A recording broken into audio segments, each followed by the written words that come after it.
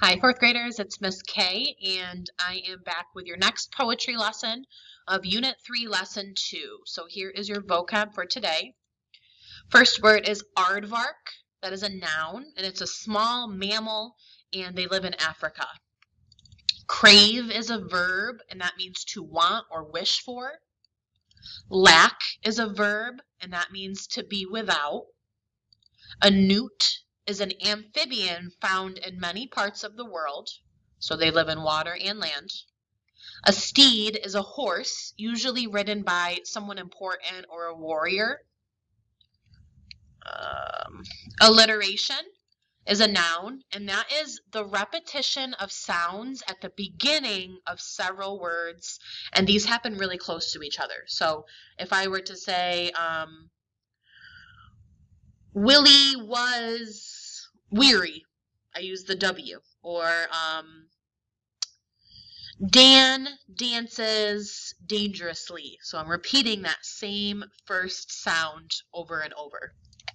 Dedication is a noun, and this is a note in or after the title that shows who the author is writing this for. So it could be for someone special, a family member, they dedicate their writing to someone. Repetition is saying the same letters, sounds, or words over and over again, so repeating the same thing. A slant rhyme is a noun, and those are words that share only the final consonant sound. So they don't rhyme completely, they share just that last consonant sound. All right, so we're going to read two poems today. The first one's very short, and this one is called Ask Aden. Are aardvarks anxious? Do dragons dream? Ever seen an eager elephant? Newts are never nervous, are they? I'll read it one more time. Pay attention to the sounds I'm saying.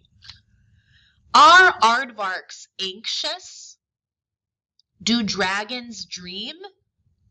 Ever seen an eager elephant? Newts are never nervous, are they? All right, first question says, look at the first line. What do the words in this line have in common? So do they all start with an A? Are they all nouns? Do they all end with an S, or are they all adjectives? Number two, what is the definition for infer? We talked about this yesterday. When we are looking at things, we think about what we know, we look at the new information, and we come up with a new idea. So is this making a guess, reaching a reasonable conclusion, reading closely, or finding text evidence? And number three, I want to know what similarities do these lines have to one another? So how are these four lines similar to each other? Okay, let's read our second poem called Wishes. What do you look for? What do you seek?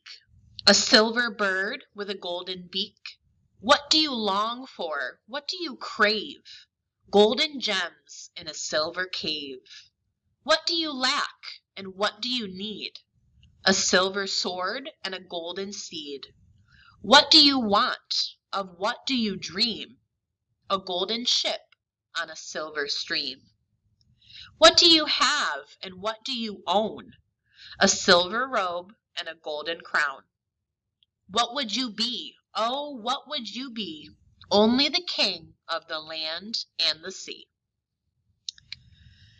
Number four asks, what does this poem have in common with the first poem? So what does Wishes have in common with Ask Aden? So reread them. What is the same? Are they both repeating letters every line? Are they both only 5 lines long?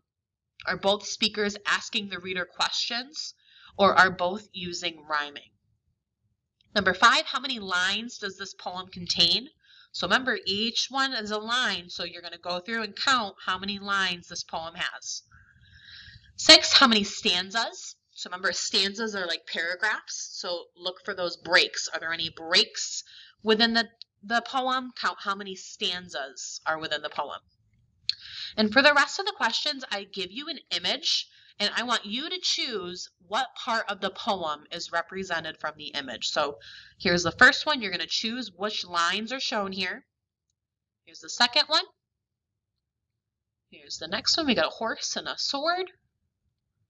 We have a ship and some water. It's a robe and a crown. And then this is everything together.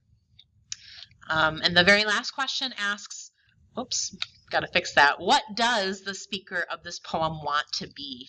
So you can restate by saying the speaker wants to be blank. Make sure you go back in that poem and find the answer. What did they say they wanted to be? All right, that is all for today. I hope you guys have a great rest of your day, and I'll see you tomorrow. Bye, Adams.